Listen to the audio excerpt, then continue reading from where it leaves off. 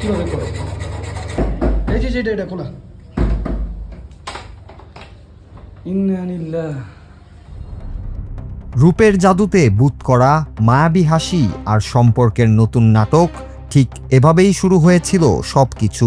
কিন্তু সেই সাজানো ভালোবাসা যে এতটা ভয়াবহ রূপ নেবে তা গুণাক্ষরেও ভাবতে পারেননি ভুক্তভোগী এক স্বামী। গোসলখানায় স্বামীকে বাইরে থেকে তালা মেরে ঘরের নগদ টাকা ও স্বর্ণালংকার নিয়ে পরকীয়া প্রেমিকের হাত ধরে চম্পট দিয়েছে এক স্ত্রী।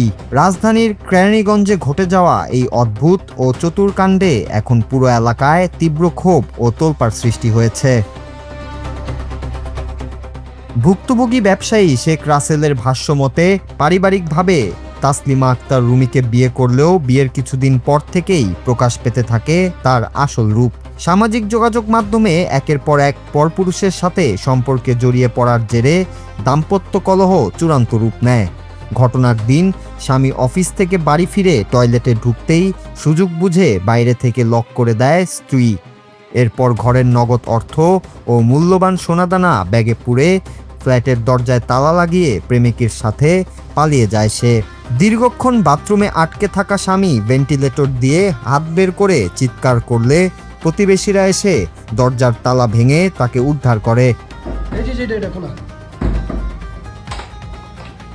ইন্না লিল্লাহ। এই ঘটনার পর কদমতলীর লিটন টাওয়ারে আয়োজিত সংবাদ সম্মেলনে এসে কান্না ভেজা কণ্ঠে বিভিন্ন গোপন তথ্য ফাঁস করেন ভুক্তভোগী স্বামী শেখ রাসেল। বিয়ের সময় স্ত্রীর মাত্র একটি আগের বিয়ের কথা বলা হলেও অনুসন্ধানে বেরিয়ে আসে সেটির সংখ্যা আসলে 3টি।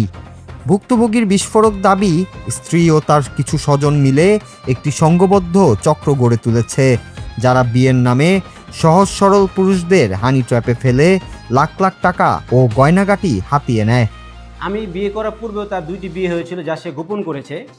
তার পরবর্তীতে আমি যখন জানতে পারি যে সে এরকম একজন প্রতারক, তাকে আমি আমার নজরে রাখি। নজরে রাখার পরও সে শুধরায় না। তাকে অনেক চেষ্টা করেছি, তো আমার বাসা থেকে সে বিভিন্নভাবে পরকীয়ায় লিপ্ত হয়ে যায়। বিভিন্ন সামাজিক যোগাযোগ মাধ্যমে টিকটক, মেসেঞ্জার, ফেসবুকে সে বিভিন্ন প্রবাসী ছেলেদেরকে টার্গেট করে এবং তাদেরকে বলে যে সে অবিবাহিত। তার এক বোনজামাই আছে মূল হোতাই সিন্ডিকেটের, যে কাজী আব্দুল বাতেল। সে অবৈধভাবে বিয়ে পড়ায় এবং অবৈধভাবে আবার কিছুদিন পরে ডিভোর্স করে দেয়। এই প্রতারক যে মেয়ে এবং এদের সাথে যে জড়িত তার খালা ময়না বেগম, তার মা, তার বোনজামাই কাজী আব্দুল বাতেন, এরা এই মেয়েটাকে দিয়ে বিয়ে নামক হানি ট্র্যাপ, বিয়ের মাধ্যমে তারা প্রলুব্ধ করে এই টাকাগুলা উদ্ধার করে হাতিয়ে নেয় এবং বিভিন্ন বড় বড় নেতা এবং ব্যাংকার, বিভিন্ন সৌদি প্রবাসীদের কাছে তার মেয়েটাকে দিয়ে টাকা পয়সা হাতিয়ে নেওয়ার একটা ব্যবসা শুরু করে দিয়েছে তারা।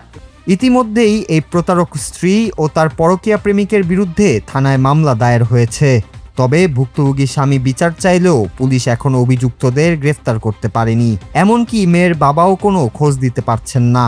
স্বামীকে টয়লেটে বন্দি করে প্রেমিকের সাথে চম্পট দেওয়া এই নারীর দৃষ্টান্তমূলক শাস্তির দাবিতে মুখর এখন পুরো এলাকা। Nur Raju, Bangla TV, news desk.